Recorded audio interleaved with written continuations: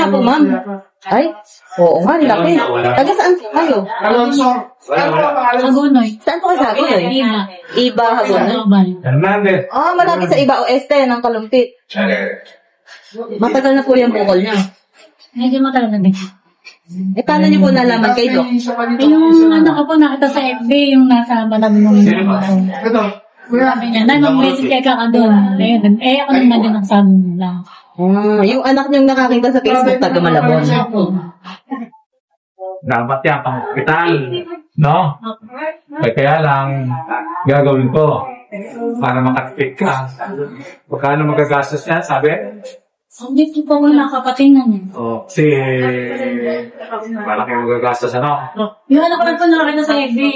Kaya sabi lang niya. Sige, gagawin natin. Pero schedule kita.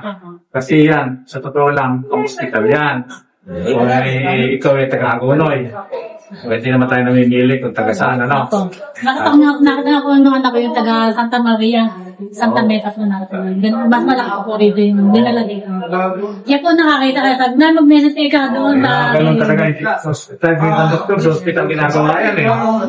Pasok sa operating room. Pero alam ko naman, nakikintihan ko yung mga tao. Unang pinansya. Kaya kahit na mahirap, ginagawa ko dyan. Tatawagan kita, kasi may kasabay ka rin. Oo. Ulay po Ilan dalawa na lang? Tatawagan kita. Ha? Okay. Alam mo na, nalis ka na. Yung gamit namin, pakakapusin, ano? Sige. Sige. Saka yung tiga ko mo, pinauwi rin niya. Aircon ba kayo pagka Tutulog. Oo. Hindi yung nila mo. Nila mo po. Sige mo ng jacket.